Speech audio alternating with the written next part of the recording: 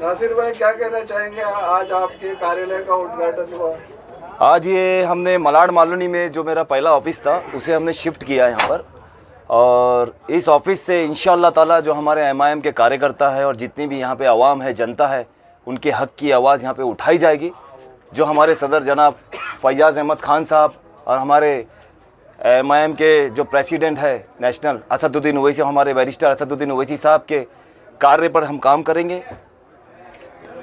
नासिर भाई, मालूनी में ट्रैफिक की बहुत समस्या है, आप आगे चल के क्या कदम उठाएंगे? नहीं, इंशाल्लाह ताला हम यहाँ पर हमारे लोग अगर आते हैं जीत कर, यहाँ पर अगर हाई कमान जिसे भी मौका देगा वो जीत के आता है। सबसे पहले ट्रैफिक का मुद्दा है, यहाँ पर बहुत बड़ा मुद्दा है, और उसके बाद में जो है नशे का मुद्दा है। और आप लोगों को मैं बताना चाहता हूँ, आपने फैयाज़ अहमद खान साहब से कहा कि इम्तियाज़ जलील साहब ने बोला था यहाँ पर नशे के ऊपर, तो उन्होंने हमें गाइड किया। हमारे फैयाज़ अहमद खान साहब ने यहाँ पे रैली निकाली नशे के खिलाफ, पूरे घर घर पे पैगाम दिया है। हमने 7 दिन लगातार कैंपेनिंग किया, जगह जगह अंबुजवाड़ी से लेके 34, 33, 49 सारे वार्डों में हमने पुलिस परमिशन में लेटर डाल के ये अवेयरनेस का प्रोग्राम हमने हर एक घर घर में पहुँचाया है। और वो अवेयरनेस के प्रोग्राम के बाद में पुलिस अलर्ट हुई है और काफ़ी लोगों पर एक्शन लिए और केसेस बने।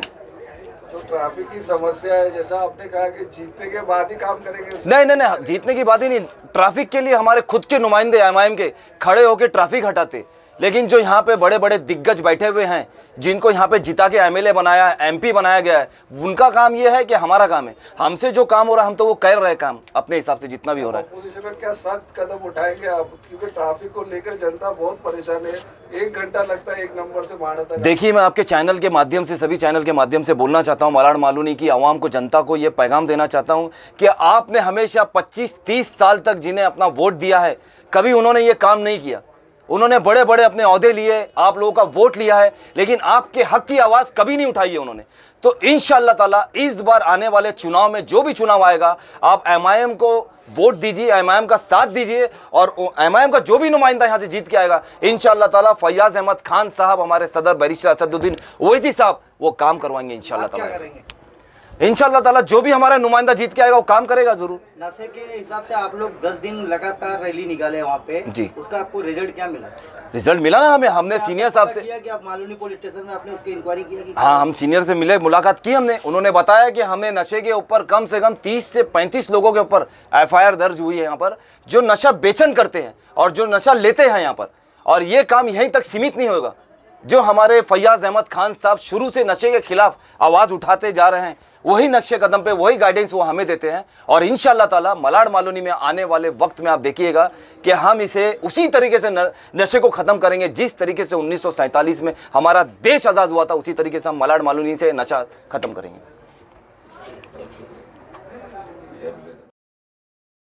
मैं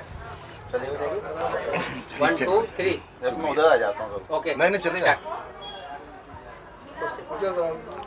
फैयाज़ अहमद खान साहब, आज आप मालूनी की सरजमीन पे हो, यहाँ पे नासिर कुरैशी साहब के ऑफिस पे आए हुए हैं। यहाँ आने की वजह क्या है और कारण क्या है?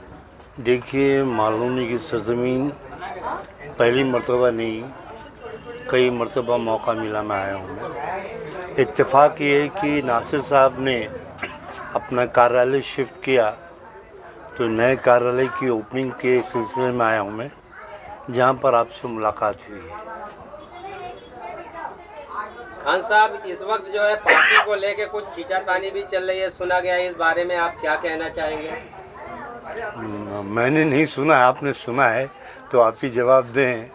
खींचातानी मतलब है कि आपस में रब्त ज़ब्त की बात है, ऐसी कोई बात नहीं है। जहाँ पर 4 लोग होते हैं, 4 अलग इख्तलाफात राय होती हैं, लेकिन एक सिमत में रहते हैं, एक सिमत में चलते हैं, तभी पार्टी कहलाती है। सर, आने वाले विधानसभा में आपने आपके उम्मीदवार का कोई नाम घोषित किया क्या? नहीं मेरा भाई, विधानसभा का चुनाव नहीं, पार्लियामेंट का चुनाव है, और पार्लियामेंट के अंदर हमारे इम्तियाज़ जलील साहब ने एक सीट के ऊपर घोषणा दी है, उसके ऊपर हम लोग कार्य कर रहे हैं इंशाल्लाह। सर, मुंबई में 6 सीट है, 6 सीट पे आपके उम्मीदवार कितने खड़े हुए? देखिए, अभी ये हमारे हाथ में नहीं है, ये हमारा जो हाई कमान है वो उस पर फैसला करेगा। अकबर साहब हैं, असद साहब हैं, इम्तियाज़ जलील हैं, गफ्फार कादरी हैं, ये लोग फैसला करेंगे। और जो फैसला करेंगे वो मान्य होगा सभी लोगों के लिए। सूत्रों के हवाले पता चला है उत्तर मुंबई से वारिस पठान जी को घोषित किया गया है, क्या सही है? मेरा भाई देखिए, सूत्र जो कहते हैं वो मैं नहीं कहता। जहाँ तक बात है हाईकमान की बात है, हाईकमान जो फैसला करेगा उसी को हम मान्य करेंगे। आपकी बार जिस तरीके से चुनाव में तमाम बातें उठ रही कई तरीके की, दिल्ली में प्रदर्शन हो रहा है ईवीएम को लेके, इस बार मुद्दे पर आप क्या कहना चाहिए? ईवीएम से चुनाव होना चाहिए या नहीं? देखिए, ईवीएम जो है ये मैन मेड है और मैन मेड के अंदर कोई भी चीज़ें फीड की जा सकती हैं। मैं भी इस बात पे कायल हूँ। मैं आज जिसने बनाया उसने इस चीज़ को एक्सेप्ट नहीं किया, तो हम तो बेवकूफ़ हैं जिसको एक्सेप्ट कर रहे हैं। तो मैं ये चाहता हूँ जिस तरह से आवाम की राय हटाकर उसको ब्लड पेपर पर काम होना चाहिए और उस पर चुनाव होना चाहिए। लेकिन लोगों का ऐसा मानना है कि बैलेट पेपर पे भी धांधली हो जाती है, इस बात पर आप क्या कहना चाहेंगे? मेरा भाई, रोड पे चलो एक्सीडेंट सबका हो सकता है ना मेरा भाई, उसकी गारंटी कोई ले नहीं सकता ना मेरा भाई। ये ज़िंदगी है, ज़िंदगी हादसों का को देखना ही पड़ता है हमको तो मेरा भाई। लेकिन आवाम में ऐसे जो भड़काऊ बातें हो रही ईवीएम को लेके, कुछ आवाम कह रही है, यानी आम जनता जनार्दन कह रही है कि बीजेपी के एक नेता ने कहा था किसी टाइम में कि जब तक उस ईवीएम से चुनाव होएगा तब तक भारतीय जनता पार्टी आएगी। इस मुद्दे को आप नज़र के किस चश्मे से देखते हैं? देखिए, बहुत से लोग बहुत सी बातें कर रहे हैं कि कह रहे हैं कि भाजपा ही मैनिपुलेट कर रही है, भाजपा चाह लेगी तो कोई कुछ नहीं कर पाएगा, अगर ईवीएम हट जाएगा उस पर तो भाजपा हार जाएगी। जैसे बहुत से लोग अपनी राय है मेरा भाई, लेकिन मेरा ये मानना है कि ईवीएम के ऊपर चुनाव नहीं होना चाहिए। इस बार जो ब्लड पेपर के ऊपर चुनाव होना चाहिए और सही मानों में वही तरीका है। आज जितनी भी कंट्रीज़ हैं जो बहुत ही ज़्यादा तरक्की याफ्ता कंट्री है, सब जगह ब्लड पेपर इस्तेमाल होता है, तो हिंदुस्तान में क्यों नहीं इस्तेमाल हो? चलिए, बहुत बहुत एमआईएम पार्टी नशे और ड्रग्स को लेकर क्या कदम उठाएगी आगे चलकर? मालूनी क्षेत्र में आपने पहले भी देखा होगा, यहाँ पर एक मैदान है जहाँ पर लोग नशा करते हैं और जो मैदान आपने एक बार कहा था कि बहुत उबड़ खाबड़ है, वो अभी भी वैसे ही है, बनाने के बाद भी वैसे, और लोग नशा कर रहे हैं, छोटे छोटे बच्चे कर रहे हैं। देखिए, मेरा ज़िंदगी का मेन मकसद ही वही है। मैं जहाँ तक मदनपुर से मेरा ताल्लुक़ है, मदनपुर में 80% असद साहब है। असद साहब आए तो उस वक्त मैंने बोला था अगर हम सब मिलके चालें तो एक दिन से मालूनी के अंदर नशा मुक्त हो सकता है, बशर्ते कि हम सबको मिलकर काम करना चाहिए। एक दिन निकलो ना, आप रोड जाम करो, आप हाँ सब काम न छोड़ के लगो मेरा भाई। नस्लों को बचाने के लिए हमको खुद को उतरना पड़ेगा उसके ख़िलाफ़। नशा जो है हमारी कौम को, मुल्क, मुस्तकबिल सबको दागदार कर रही है इस वक्त, और नस्ली बहुत बड़ा ये एक हमला है, ये आतंकवादी हमला है ये। और जो लोग नशा बेचते हैं उनको आतंकवादी धारा के अंदर बुक करना चाहिए, जो नस्लों को तबाह करें, जनरेशन को तबाह करें, देश के मुस्तकबिल को तबाह कर रहे हैं वो लोग। जलील साहब यहाँ पर आए थे बालवनी माड़ा में, तो उन्होंने कहा था मैं 1 महीने के बाद फिर आऊँगा और ऐसा मोर्चा लेके आऊँगा कि सब लोग देखेंगे, तो मोर्चा अभी तक आया नहीं, इम्तियाज जलील साहब भी नहीं आए यहाँ पर। मेरा भाई, मुझको नहीं मालूम है कि बोला है कि नहीं बोला है, ये आपको ये बता देना से बता देंगे। और ना भाषण बोला, बिल्कुल बोला उन्होंने, और अगर बोला है तो बिल्कुल आएंगे, इंशाल्लाह आएंगे। वो थोड़ा देर होगी इंशाल्लाह आएंगे, इंशाल्लाह आएंगे। सर, यहाँ एमआईएम का क्या जनाधार, आगे आप अपने कार्यकर्ता को क्या संदेश देना चाहते हैं? देखिए, कार्यकर्ताओं को ये संदेश ये देना है मुझको, जिस तरीके से उथल पुथल चल रही है, जो पार्टियां हमको बी की टीम बोलती थी आज ए टीम में खुद शामिल हो रही हैं। आपके यहाँ के विधायक भी जाने वाले हैं, अब किस में जाते हैं ये खाली पता लगाना बाकी है, समझे? आए दिन आपके पार्टी पे इल्जाम आते हैं कि आप बी टीम है, बी टीम। वही तो जवाब दे रहा हूँ मैं आपको, जो हम पे इल्ज़ाम लगा रहे थे कल तक, आज ए टीम में खुद जाने को तैयार है मेरा भाई। हाँ, कौन बी है कौन है पता लगा लो मेरा भाई ना, हम जहाँ के वहीं पे कायम और दायम है, समझे ना? हम ना बी टीम है ना सी टीम है। मुंबई के अंदर आपकी पार्टी अभी किस तरीके से काम कर रही है, और अभी थोड़े दिन में चुनाव की तारीख घोषित होगी तो किस तरीके से काम करेगी, कितने कैंडिडेट कुल उतरेंगे? देखिए, हमारा जो जहाँ तक मेरा जो काम है वो डिस्ट्रिक्ट बनाना, ताल्लुका बनाना और वार्ड तक अपनी बॉडी को पहुंचाना। इसका फैसला हाई कमान करेगा। हाई कमान जो फैसला करेगा उसके तय हम लोग काम करेंगे। मेरा काम है हर तालुके के अंदर डिस्ट्रिक्ट को मेंटेन करना, तालुकों को मेंटेन करना और वार्ड को मेंटेन करना। सर, डिस्ट्रिक्ट के जिला अध्यक्ष इरफान खलीफा और नासिर कुरैशी को आप क्या मैसेज देना चाहते हैं अपने पार्टी की तरफ से? भैया दोनों आदमी जिम्मेदार हैं। इरफान खलीफा जो है डिस्ट्रिक्ट प्रेसिडेंट हैं और नासिर। ओके सर, आप MIM पार्टी की तरफ से आपका क्या पोस्ट है और क्या आप इन लोगों को आप मैसेज देना चाहते हैं इस जगह? मैं MIM पार्टी की तरफ से मुंबई का जॉइंट सेक्रेटरी हूँ। आपका नाम? मेरा नाम अनवर शेख है।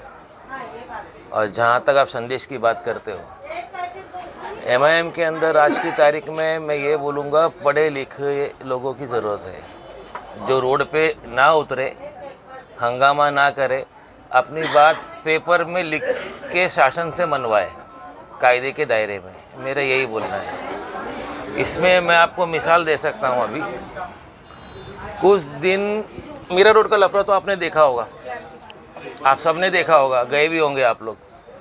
तो आपको क्या लगता है, हिंदू की गलती है मुसलमान की गलती है? आप लोग गए होंगे ना। आप लोग को क्या लगता है, हिंदू की गलती है कि मुसलमान की गलती है? ना हिंदू की गलती है ना मुसलमान की गलती है। जिसने ये उस वक्त उथल पुथल किया, गलती उसकी है। आगे बोलिए सर। बराबर है। तो आपको ये नहीं लगता ये गलती पुलिस वालों की है? जी, आप जब कोई चीज़ का परमिशन लेते हो, उसका जवाबदारी कौन लेता है? प्रोसेशन का जवाबदारी किसकी रहती है? आज आप एक सादा रूट अगर लेते हो कि भाई मुझे ये रोड से ये रोड तक जाना है, यहाँ से मैं टर्न मारूंगा, तो वो उस रूट पे लेके जाने की जवाबदारी किसकी है? पुलिस की। पुलिस की। बराबर है। अब रूट चेंज होता है तो काम किसका है रोकना? सर, बीजेपी के एक नेता ने मीरा रोड में बोला कि कोई 10 मिनट मांगता है, कोई 15 मिनट मांगता है, मुझे 5 मिनट मिले। आप क्या बोलना चाहते हैं? 1 मिनट ना, मुझे 10 मिनट चाहिए ना मुझे 5 मिनट चाहिए। मुझे सिर्फ संविधान पे भरोसा है। मैंने गीता जैन और नीलेश राणे के ऊपर FIR फाइल करने के लिए बोल दिया है और इसका ये लेटर आया है कि स्टेटमेंट तो FIR लॉन्च करेंगे हम। इनके साथ में BMC commissioner, Mira Road commissioner, BMC और पुलिस कमिश्नर पे FIR दर्ज करने के लिए मैंने मांग की है। वो अभी चल रहा है, लेकिन ये अभी आ गया नीतीश राणे और गीता जैन का। क्या लग रहा है उनके ऊपर कार्रवाई होगी? क्यों नहीं होगी? पीपल रिप्रेजेंटेटिव एक्ट के इस तहत उनके ऊपर कार्रवाई 101% होगी। मुसलमानों पे जो अत्याचार अन्याय हो रहा है उसके खिलाफ आपकी पार्टी क्या उनको समर्थन करेगी? क्या सपोर्ट? सिर्फ मुसलमानों पे तो नहीं हो रहा है ना साहब। आप सिर्फ मुसलमान क्यों बोल रहे हो? हमारी पार्टी सिर्फ मुसलमान तक सीमित नहीं है ना। के नाम पे, सेकुलर के नाम पे लोग यहाँ पे बताते हैं, लेकिन सेकुलर का दर्जा तो ऐसा शायद लगता है MIM के लोग करते हैं, अच्छा काम कर रहे हैं। लेकिन आप उस पर अब भी आप देख सकिए, नीतीश राणे ने एक भयानक एकदम धमकी भरी दी है, उनके बारे में आप क्या बोलना चाहते हैं? तो भाई इसीलिए तो FIR लॉन्च करा रहे हैं संविधान के दायरे पे। अभी मैं मेरी पार्टी के कार्यकर्ता को तो ये नहीं बोलूँगा भाई रोड पे उतरो, जैसा उसने जब बोला है तुम वैसे जवाब दो। इवन T राजा के आने पर भी हमने पाबंदी लगाने की मांग की। तेलंगाना स्टेट को हाई कोर्ट का ऑर्डर है, वो ऑर्डर को यहाँ पे इम्प्लीमेंट करने का हमने मांग किया है। अब ये देखना है शासन क्या करती है। अगर वो नहीं करेगी, क्रिमिनल लिटिगेशन फाइल करने के लिए हम तैयार, हमारी पार्टी तैयार है। आज ही कल में बीजेपी के कोई नेता या किसी ने भाषण दिया, मैं मीरा रोड आ रहा हूँ फला जगह। तो T राजा सिंह वो एक ही तो है। जी, देखो उस, अब मैं गाली दूंगा तो आप बोलोगे गाली दे रहे हो, उससे बढ़वा बीजेपी के अंदर कोई नहीं है। आपकी पार्टी में तो वारिस पठान जी भी तो मीरा रोड गए थे। देखा, जहाँ वारिस पठान साहब का है बात, वारिस पठान वहाँ पे लोगों को मिलने गए थे, वहाँ पे दंगा फैलाने की बात नहीं किया। कोई स्टेटमेंट बताओ तो वारिस भाई का मुझे आप, कि भाई ऐसा करेंगे या वैसा करेंगे। वारिस पठान जी गए, किसको मिलने गए? जिसके ऊपर जुल्म हुआ उसको मिलने गए। वो सिर्फ मुसलमान को मिल के नहीं आए, वो गैर और भी कौम को लोगों, क्योंकि हमारी पार्टी जो हिसाब से मीडिया ने MIM को ये बताया है मुसलमान पार्टी, हकीकत ऐसा नहीं है। हमारी पार्टी में भी जय भीम वाले भी हैं, मातंग समाज के भी लोग हैं। तो मेहरबानी कर से मेरा एक रिक्वेस्ट है आप लोगों से, ये जो छवि बना रहे हो B टीम और मुसलमान की पार्टी, ये आप लोग आपके चैनल के माध्यम से लोगों में आम करें कि ये गलतफहमी से निकल जाए बाहर। सर, इंडिया गठबंधन में आप लोग को क्यों नहीं लिया गया, क्या वजह? भाई इंडिया गठबंधन की अगर आप बात करोगे भाई चोर के साथ तो हम जाएंगे नहीं, मुसलमान का खुला दुश्मन बीजेपी और छुपा हुआ दुश्मन कांग्रेस, तो हम जाए किसके साथ? आप ही फैसला करके बताओ, मैं सबूत दे सकता हूँ आपको। बातचीत करने।